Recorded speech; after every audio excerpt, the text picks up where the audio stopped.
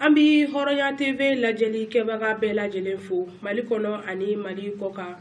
au bismillah au ka bamanaka kunafoni kenaka ka ben bitenema utukalo kle bisaba samba fla mwa ani kele amena munu kono kuma nyefo au nyana bakuruba fola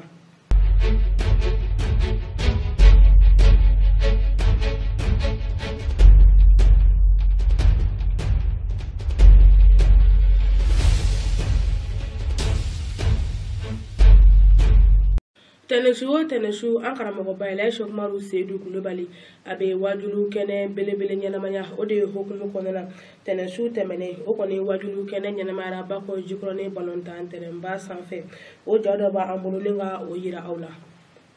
o bolenko kabe sibrido ma wajulu kene bele okoni sigira min kira hine lase wajuli kanyashi ankara mako bayla shok maru sedu kulubali ale yera wolo fanyuma ma no oye ba sedu kulubali awajulu kene kone sigira bako jikrone herema kono nerekoro ala shok maru sedu kulubali ale yera ka du bayindala ore bina ke anga kuna funi yawla kuma bawye amana munu soroka farauka jamana kuna fune warawla ninga faraje fa wara ke barauka abe ulu kono kuma nyefo awnyana au bismillah ko kura au ka pamana ka kuna funi kene ka sone amina munu kono kuma wala awye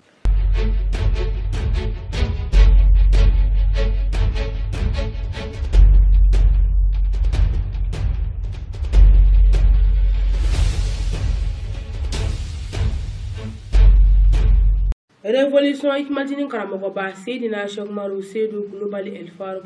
do dew nyema ale bangi baga nyuma no oye ba Seydou Coulibaly ale koni tara ala ka hinana ka be muharram kalo kile sabama ode hokumu konana sanwosa a hinela se baraw be sigi senka ka wadulu kene bele ke mi mesaka ke sababu chugamna ka hinela se ba Seydou Coulibaly ani alislamé fure bela jelema o koni wadulu kene sigira ka be sibiri doma mi kene ka ma ba chama ulutu mi kene konana ka damne jamiatu ikmalin tondona ninga fraka nyongon chama ka munu bora Bamako anate mundugula kanani wajulu kene bele nyanamaya ankara mako bafe ni oye Seydina Cheikh Maru Seydou Coulibaly El Farouk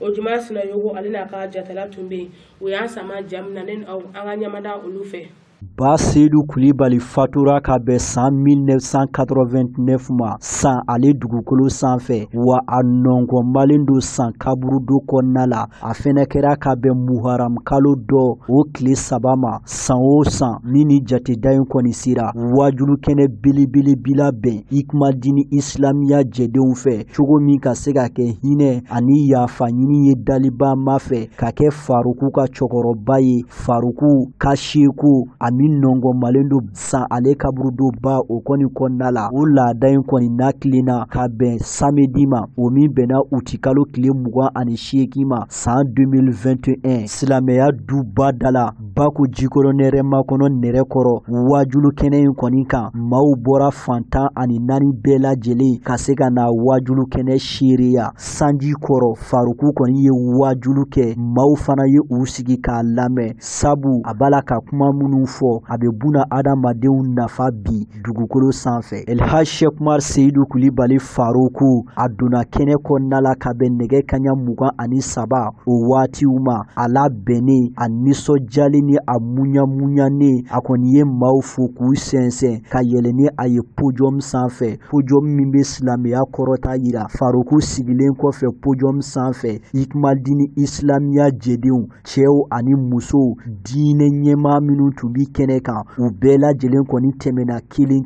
ka se ka na bonyamasegin foli kɛ ka ɲɛsin Farouku ma ani ka ɲɛsin ba Seydou Coulibaly ma o cogo kelen fɛnɛ do duwawu kolo gɛlɛnw kɔni kɛra ni maa kofɔlen ninnu kelen bɛɛ lajɛlen fɛ ka ɲɛsin cɛkɔrɔba sanuma ma o kɔrɔfɔ ninnu bɛɛ tɛmɛnen kɔfɛ boyi Farouku yɛrɛ ye kuma ta a ye bɛɛ fo ka bɛɛ lajɛlen waliɲuman dɔn ani hali sisan k'a ka nisɔndiya yira ka bilasiralikan di Alahu subhanahu wa ta'ala ka jɔw ma Abubakar an bɛ fɔlɔ ka kanu foli ɲɛsin hadaraba bɛɛ ma maa o maa sen y'a yɛrɛ se nin kɛnɛba in ka ɲɛ su in na cɛla musola denmisɛnnin fara maakɔrɔba kan an bɛ bɛɛ fo ni kanu foli ye ka bɛɛ fo ni kelenya foli ye dan foyi tɛ kanu ani kelenya min na lahalaya min bɛ sen na bɛɛ lajɛlen ɲɛ b'a la amisa ne koro me obe ko fe kanin be jamaye ya akara ala de kama akara kira de kama akara ala kadina de mali de kama anya nyina ala bafe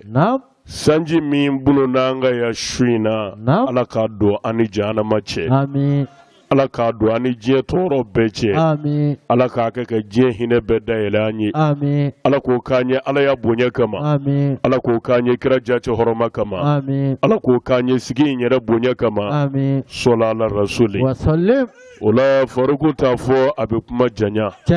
fuli dama de bimbulu ningene nkanya shuina sigatala kulubal abukar bada ambo defo fe minga bo fe bei adamade ka bunyana ka sonina kenyesha adamade nyoma ode kanui sigatala kulubal wallahi kanu ka shwa fe bei ni ma ko abi fe ametotui sigatala kulubal sabu mugokara ma min ve jango alakama imase ka min gayi iba soro de seti sigatala kulubal wallahi ikara ma min ve jango alakama imase ka duani min je iti so de sigatala bawmude ola ne kanu sigidi sigi indabora ko kaka hinaye ka nyeshi basidu kulibalima odo bawmude noye faruku yere fai sigi niya sigi ko flana di sigatala muara mun kalo kelen kono bawmude sibiri jante mene uya kano ku bina ke ani sango bena okela labe bekera ka ba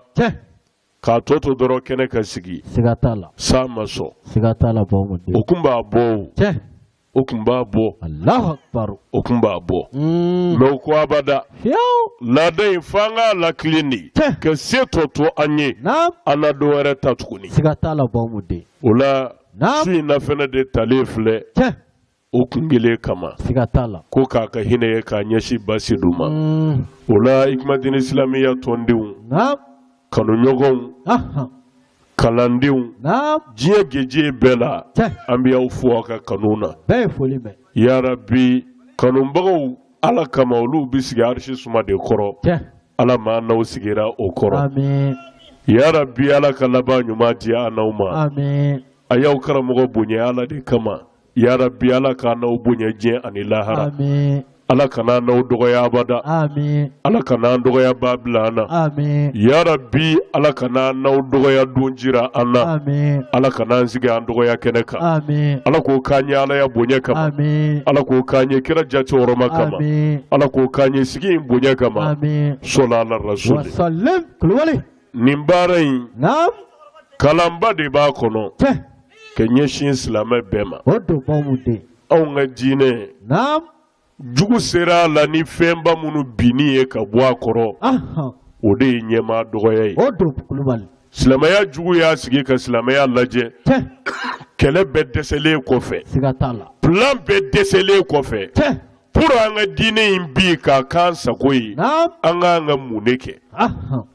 uye point damado de ta o bilibili ba nyema bonye mimbe silama ubulu anga fereka ko ba ni nyema bonye bana silama ya kono dongodo abike sa kungolo tigele sigatala kulubal oye juru kise de ta fandala ni politiki de ta silama ya kama billahi ode nyema ko ba silama ya kono sigatala kulubal mi kene kan dalu do dima ni mirilo la dore ba fam jiye kono ede la ka me folo ko ni jiye silame onye mogo yewa abada fiao chrétien onye mogo be obe aw silame obulo chrétien o te chieka kafiru de do mawo masara ki to chrétien ka ibi janama kono aw silame o ke hakilna yodi sigatala kulubal odo wo e wuli bali e fene silame na le kofe dina foite mimbi mina ala yoro ni silame ya te o te fiao kulubal mais Dieu chrétien o nyemogo bi obey mais Dieu islam o nyemogo ye ninyi e de la comme abada fiao o te on tɔn ɲɛmɔgɔ de bɛ yen kulu ɲɛmɔgɔ de bɛ yen n ka kalandenw ɲɛmɔgɔ ye ne ye o de bɛ yen mais ne ye diɲɛ silamɛw ɲɛmɔgɔ ye diɲɛ kun fa kun a tɛ wa sababu wɛrɛ t'a la dɛ k'an tila k'an fara k'an ba ɲɔgɔn na ka ɲɛmaa dɔgɔya sabati an ni ɲɔgɔn cɛ o de kama silamɛya bɛ nin cogo in na. Nɛgɛ kaɲa fu bɛ se waati min na sanji kɔni tun bɛ ka juguya cogo min a b'a la ka juguya ten Faruku ka fara silamɛ jamaw kan u ye u tɛgɛ ja Dalibama ye ka duwawu kolo gɛlɛnw kɛ ka sɔrɔ ka nin baara ninnu bɛɛ lajɛlen kɔni kun cɛ an bɛ duwawu de kɛ Ala ka hinɛ Ba Seyidu Kulibali la. Alibi an bɛ duwawu de kɛ Ala ka badabada dali nɔgɔya Ba Seyidu Kulibali ani alisilamɛ fure bɛɛ lajɛlen ye ni ka an yɛrɛ ɲa kan an ta don kɔnɔ o bɔlen kɔ alibi an bɛ aw ladɔnya k'a fɔ jama mara ale kɔni tɛ se ka ɲɛ fiyewu f'i ka kɛ danayama ye o de ye hokumu kɔnɔna na an ka camancɛ fanga jamana ɲɛma ni o ye kolonɛli Asimi Goyita ye nin waati in na ale kɔni kɛlen bɛ ka a ka danayamɔgɔw fara ɲɔgɔn kan ani minnu bɛ ka baara kɛ ɲɔgɔn fɛ camancɛ fanga in walasa o bɛ se ka latɛmɛ ko ɲuman na cogoya min na o de ye hokumu kɔnɔna na o juma Sinayogo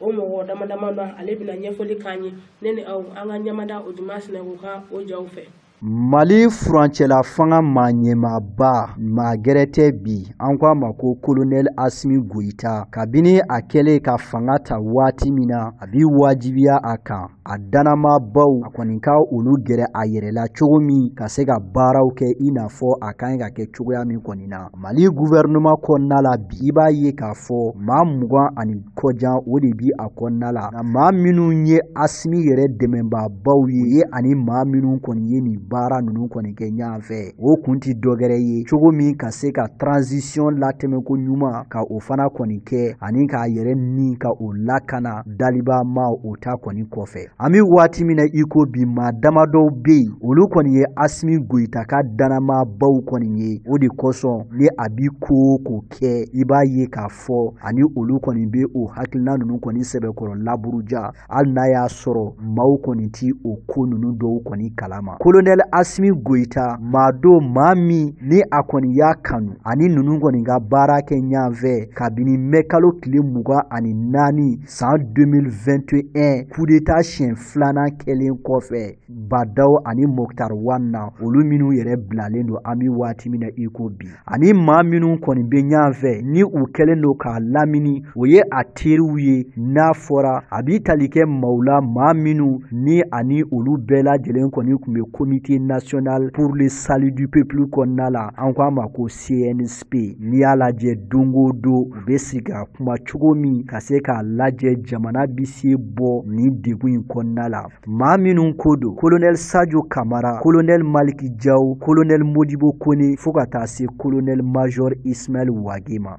Tɛnɛsu ye laada ye an karamɔgɔba bolo ni o ye Seydina Sheikh Umaru Seydou Kulibali El Farouku ye i n'a fɔ an y'o ɲɛfana cogo min na an ka kunnafoniyaw daminɛ na n'Ala ye tɛnɛsu o tɛnɛsu la an karamɔgɔba in balolen lafiyalen ɲɛna a bɛ t'i sigi ni ka Ala ta lase a ka jɔnw ma o de ye hukumu kɔnɔna na tɛnɛsu tɛmɛnen o kɔni wajulu kɛnɛ sigira Bakɔ Jikɔrɔni balontan terrainba la min senfɛ maaba caman olu tun bɛ kɛnɛ in kɔnɔna na ka fara Jamiyatu Ikmadin tɔndenw kan minnu na nin wajulu kɛnɛ belebele ɲɛnamaya an karamɔgɔba fɛ Ba Seyidu Kulibali ale bɛ o tɔ ɲɛdɔn. N'a ma ɲɛ ko Mamadou Mustafa de ye minɛjuru ye ani Dalibama cɛ minnu sen bɛ Mamadou Mustafa yɛrɛ fana sendanon na kisi ani nɛɛmaba ma olu fana na kɛ minɛjuru ye walasa an ka se ka Mustafa yɛrɛ tɛgɛ sɔrɔ o cɛba min bɛ dugumakolo sanfɛ bi Ala ka diinɛ waraba Seydina Sheikh Umaru Seydou Kulibali Farouku Ayatullahi fi dini Ala ka npamuru fosili a ye a ka layidu talen dafa ka bɛn kunu kari Muharam kalo tile 20 ma 1443 kira ka hijira sanjati o la min ni u fana bɛnna u ti kalo tile 29 ma san 2021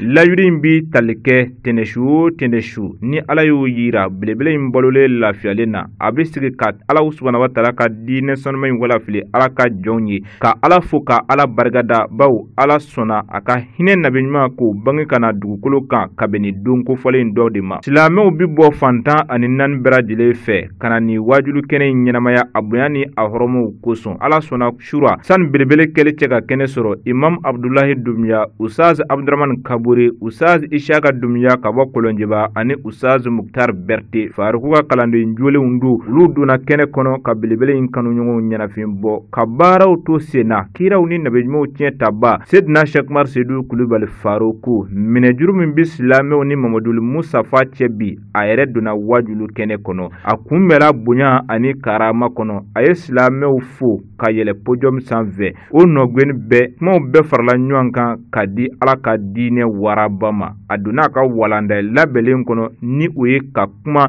mamadul musafa ale yɛrɛ nacogo kan diɲɛ kɔnɔ. يا آدم هذا تسبيح النبي العربي محمد سيد الأولين والآخرين أكوت ممينا نيام فادم الدرا نعم على نيفيالا دالي دفرا لبالي على كيران نورو بلا الله سكت الله فيو كيشن نما باما سلم mana kira noro blale adama na wala la bawu mude kone adama kun sigira wala la faruku meleka obina sigidi ka ko fati muna nam kira noro min ba kola o lajeli kama mana kira noro bi adama kola wala a nyenema ya ledo abi to adama kola abi subhanallahi fo abi alhamdulillahi fo abi la ilaha illallah fo fama ngambi korota meleke uba me adama yere ba me Allah akbar tarima fam abi famu tuma mina no ko ingunda ala janyana wala la bawu mude ava adama de nana ala nyininga sa chedu ako alama nene sigira walima ne njora walima ne ndara ne bi to ka kuma ka do men kola subhanallahi fokan alhamdulillah fokan la ilaha illallah fokan ala ne ma do manga yin bi bomini walima fe jume mangando Allah akbar ala mbi fe ko do tuma mina ni anfa adama ya ala nyininga na naam lubali فأوحى الله تعالى إليه يا آدم وكرمينجي كو علي كندو أفاد ماما نعم هذا تسبيح النبي العربي محمد سيد الأولين والآخرين أكو آدم نيمة مانغايندو ولا ني نبي نيوما عربو دي مانغاي ودو نعم نبي نيوما مينا بنا بو عربو كشيالا الله أكبر ni nabi nyuma labado nabi nyuma wareti na kofe sikatala feo ukaswana la ifoka iklube umanga de la ikolata Allahu akbar lubali محمد سيد الأولين والآخرين آدم أتقدي يكون محمد نعم ما تنوني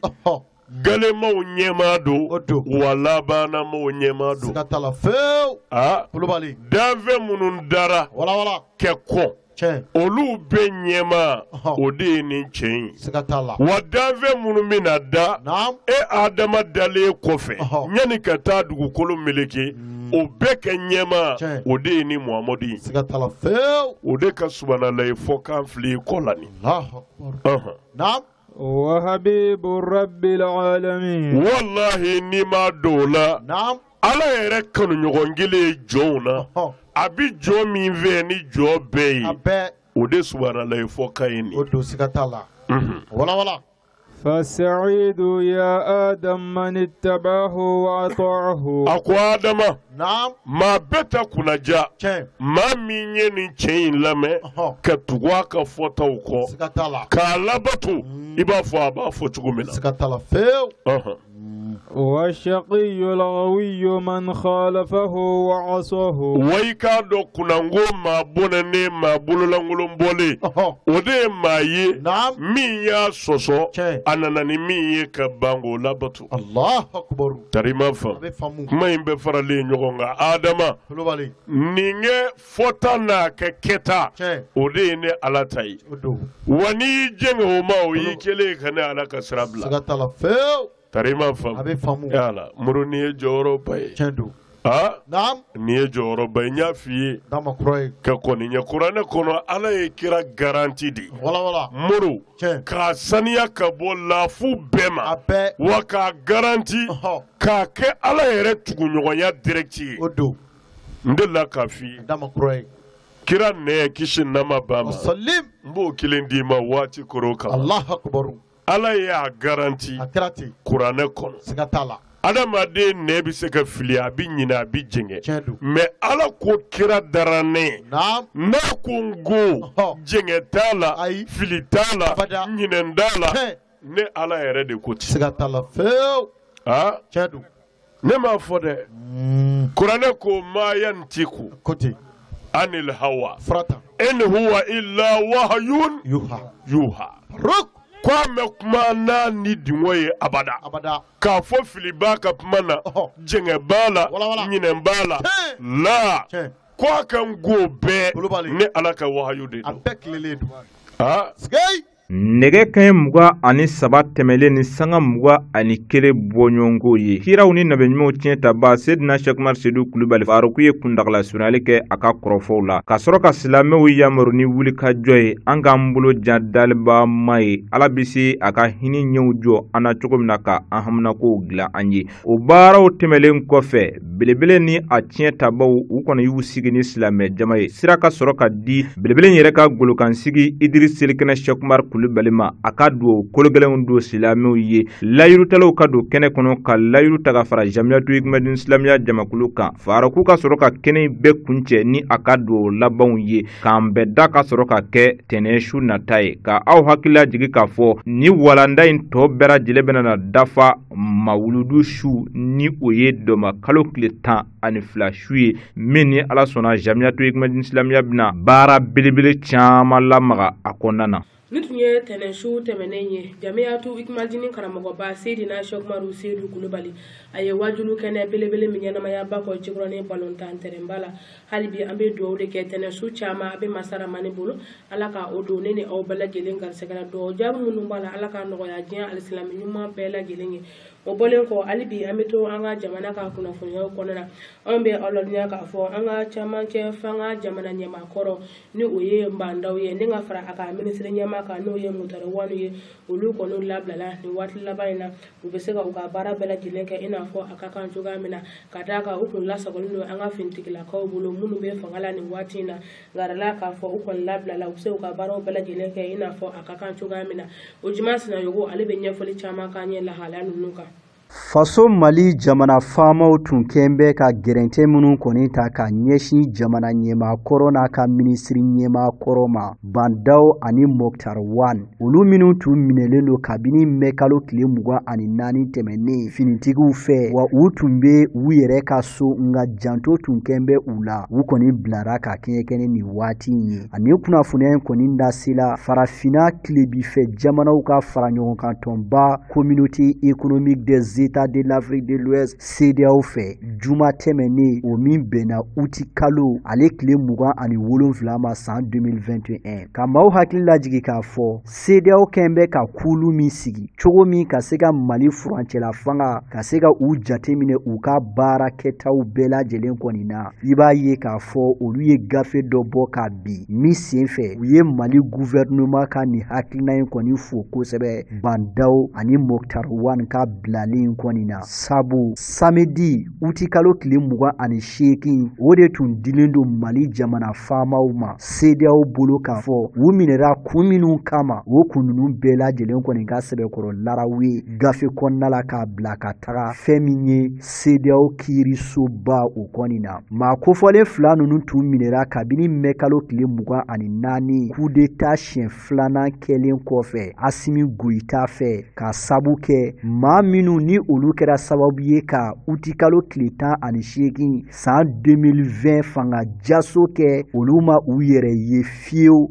Bandaw ani Moktarwan ka gouvernement filanan o kɔni kɔnɔna la n'a ma ɲa k'a fɔ olu fana kɔni bilara kɛrɛfɛ a tun bi wajibiya u kan ka nin fanga jaso in kɔni kɛ sabu maa dɔw bɛ min ma u tɔgɔ ye gouvernement kura o kɔni kɔnɔna la o kɛlen mɛ kalo tile 24 i b'a ye dɔrɔn Asimi Goïta Keita a ye a yɛrɛ kɔni sugandi k'a fɔ ale de bi kɛ Mali furancɛla fanga maa ɲɛmaa ye o kɔfɛ a ye gouvernement maa ɲɛmaa kura ka o kɔni sugandi Bandaw ani Mokhtar Wan u kɔni bɔra pewu nka an bi waati min na iko bi u kɔni kɛn bɛ k'u da kɛ u bunbon ye u kɛn tɛ ka foyi kɔni fɔ maaw ye an bi waati min na iko bi mun de kɛra u la ni waati in kɔnɔna la wa u ka kow yɛrɛ tun bɛ cogo di jamanadenw mako bɛ nin da bi ka se ka olu kɔni lamɛn ni maa ninnu yɛrɛ kɔni da ka maaw hakili lajigi k'a fɔ Bandaw ani Mokhtar Wan u ka sɔrɔnandoba ni o ye avocat ye ale kɔni tun ye damakasi sɛbɛn dɔ bila ka taa CEDEAO maaw ka kiirisoba la ka se ka ɲangi ta ka ɲɛsin Mali autoritéw ma ni o ye Mali jamana faamaw ye bi Mokhtar Wan ani Bandaw u kɔni bilara pepewu gɛrɛntɛ minnu tun bi olu kan o gɛrɛntɛ ninnu bɛɛ lajɛlen kɔni wulila ka bɔ yen ka maaw hakili lajigi k'a fɔ ni gɛlɛya ti fila ye bi faso Mali kɔni bi gɛlɛya bilen kɔnɔna la lakanabaliya nasira kabini san 2012 hali n'a ma ɲa k'a fɔ jamana gɛrɛ kɛlɛkɛcɛw be yen diɲɛ seleke naani tɔnba Nations Unies taw be yen Faransi yɛrɛ fana taw be yen nka o n'a taw ta foyi tala ka se ka kɛ an bi waati min na iko bi jamanadenw yɛrɛ cɛ gɛlɛya o fana be yen politiki ko binakun kan bi kɛlɛ be yen foyi tala ka se ka bɔ a nɔ la coup d'état dun kɛlen kana bila bila IBK ta ko don o bi san kelen ɲɔgɔnna bɔɲɔgɔn ko bɔ Bamaci walekulu minnu be yen n'an k'u ma nanzarakan na groupe de soutien à l'islam et aux musulmans olu kɔni ye lase dɔ kɛ juma tɛmɛnen k'a fɔ u ye susuli dɔ kɔni kɛ min kɛra sababu ye ka Mali kɛlɛkɛcɛ 17 ka olu bɔnɛ u nin na nka sani u fana cɛ u y'a yira utikalo tile 19 tɛmɛnen u ye mugujugu dɔ fana bila diɲɛ seleke naani tɔnba Nations Unies kɛlɛkɛcɛw olu fana kɔni ɲɛ militaires ni o ye kɛlɛkɛcɛw ye faso Mali tɔgɔ la u ye layidu di k'a fɔ fanga bɛ di fini tanw ma k'a bɛn février kalo tile 22 nata kɔni ma an bɛ waati min na iko bi a tɔ ye kalo 6 ɲɔgɔnna bɔɲɔgɔnko ye dusukula siri bɛ buna adamadenw na yali layidukan min fɔra nin maa kofɔlen ninnu fɛ a layidu bɛna dafa wa an bi o la dɔw fana bɛ k'a yira k'a fɔ ko furancɛla fanga kelen in fɛnɛ ka ɲi ka mɔnɔbɔ sabu ko u bi baara la o bɛɛ kɔfɛ kiiri tigɛlamaw kɔni kɛlen filɛ nin ye tuguni ka Mali gulomanba dɔ ka o fana kɔni minɛ ka taa o bila kokobolo 4 ni ɲɔgɔn cɛ magɛrɛ tɛ Sumeilu Bube Mayiga a kɛra IBK ka minisiri ye minisiri ɲɛma lakana minisiri a ye nin bɛɛ lajɛlen kɔni kɛ waati tɛmɛnenw na o ko in fana kɔni kɛn bɛ ka malidenw sɛbɛkɔrɔ tila bi kosɛbɛ dɔw nisɔnjalen don k'a fɔ Bube ka minɛli min filɛ a bɛna kɛ sababu ye ka ŋɔniba ka o bɔ jamanadenw sen na yuruku minnu kɛra a bɛna maaw sɛbɛkɔrɔ siran dɔw fɛnɛ kɛn bɛ ka jalakili bolokɔni ta k'a ɲɛsin kiiri tigɛlamaw ma k'a fɔ Bube maa si tɛ ale ni fanga cɛ bi o de kama u bɛ fɛ k'a ɲɛda nɔgɔ hali bi an bɛ dugawu de kɛ ala ka basigi nati an faso Maliba kɔnɔna na o de fana bɛ an sɛnsɛn ka taa diɲɛ fan wɛrɛ kibaruyaw la o juma sinayogo ale sera ka jamunu fara ɲɔgɔn kan ka bɛn bi tɛnɛ ma o tukalo tile 30 san 2021 ne ni aw an ka ɲamanda o jaw fɛ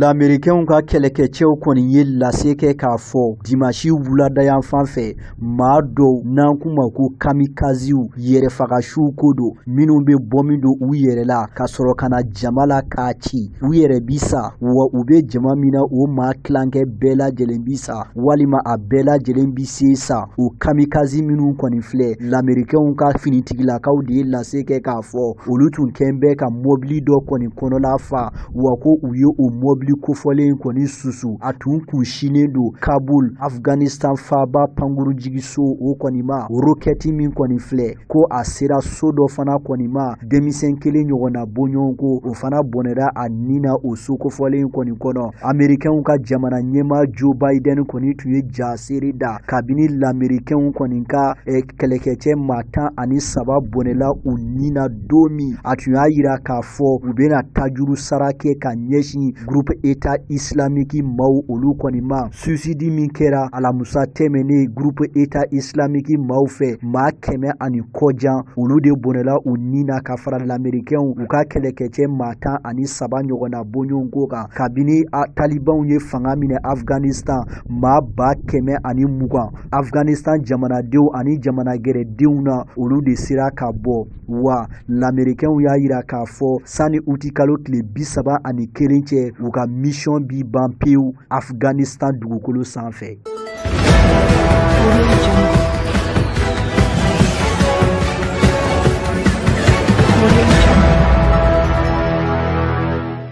L'Américain jamana tun ye laɲini min kɛ Uganda jamana fɛ ye wele u ye a jaabi. Afghanistan jamanaden maa 50 ani maa 1 minnu bolila ka bɔ u ka jamana kɔnɔna la Talibanw kɛlen kɔfɛ ka fanga ta. Olu kɔni bisimilala Uganda jamana kɔnɔna la ka bɛn araba uti kalo tile 25 ma san 2021. Ni maa kunfɔlɔ minnu filɛ ni u bɔra Afghanistan jamana kɔnɔna la u bɛna bɛrɛ minɛ Afghanistankaw fɛ fɔlɔ. Uganda jamana kɛlen filɛ nin ye ka ŋɔniba ka o bɔ ni maa kofɔlen ninnu kɔni sen na sabu maudo maa minnu t'a dɔn u kɔni tun bɛ taa yɔrɔ min na. Lamɛrikɛnw ka lasigiden min bɛ Uganda jamana kɔnɔna la o kɔni ye Uganda jamana faamaw kɛrɛnkɛrɛnna jamana yɛrɛ ka u fo u ka nin baara ɲumanba in na ani u ka nin bisimila kocogo ɲuman in kɔni na. Uganda jamana kɔni ye jamana ye min ni a kɛn bɛ ka maa 1,000,000 ani ngɔri 5 ka olu bisimila maa minnu bɔlen do u nɔ la diɲɛ kuru kara kɔnɔna la ka kɛɲɛ ni diɲɛ seleke naani tɔnba Nations Unies maaw ka lase ye.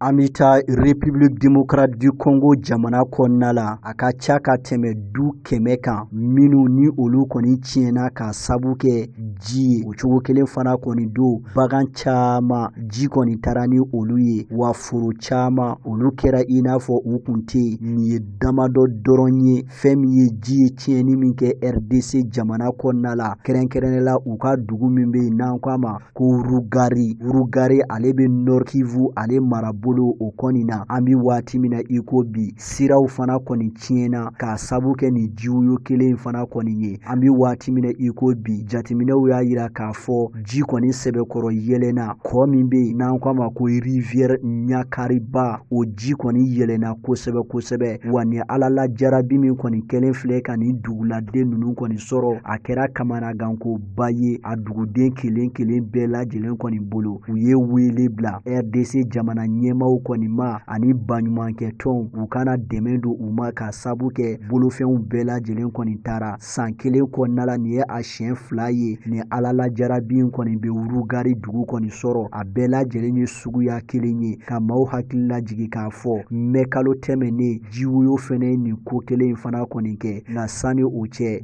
volcan ji kɔni tun nara dɔgɔkun 1 ka sɔrɔ ka mois de mai ta in kɔni kɛ wulikajɔ ni cɛsiri olu kɔni bala ka kɛ jamanadenw yɛrɛ fɛ cogo min ka se ka u bolofɛn tɔɔni minnu bɛ ka u dɔw don bɛrɛ la.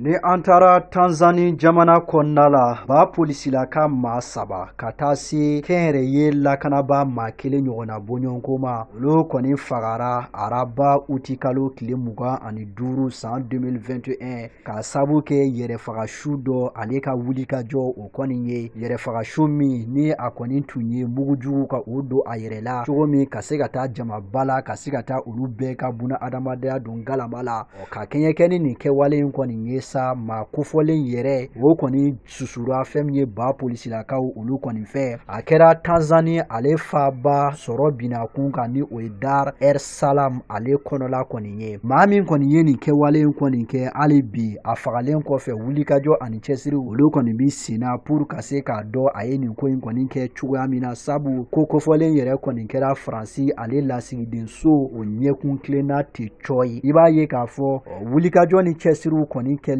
kɔfɛ Tanzanie jamana ɲɛma muso do ni o ye Samia Suluhu Asana ale ye a ka taasi bila foli kɛ ka ɲɛsin maa 4 minnu bɔnɛra u ni na olu somaw olu kɔni ma ani k'a ɲini maa dabise doni ko in na ka sɛgɛsɛgɛliw ka olu kɔni sɛbɛkɔrɔ boloda fanga sɛnɛmatɔn maaw olu fana kɔni y'a yira k'a fɔ baaraw ka kɛ i n'a fɔ a kan ka kɛ cogoya min kɔni na o cogo kelen fana kɔni do k'a ɲini k'a dɔ yali ni cɛ kofɔlen kelen tun do wa walima ni maa minnu sen bi a la u bɛɛ lajɛlen ka se bila kiri a tigilamaw olu kɔni ka bolo kan lamɛrikɛnw ka ambasadi min be yen ni o ye Donald Wright ye ale fana ye a ka taasi bila foli kɛ ka ɲɛsin ni maa kofɔlen ninnu kɔni ma ani ka wele bila finitigilakaw ma u k'u jilaja k'u tɛgɛ da nin ko in bɛɛ lajɛlen kɔni kisɛ kan.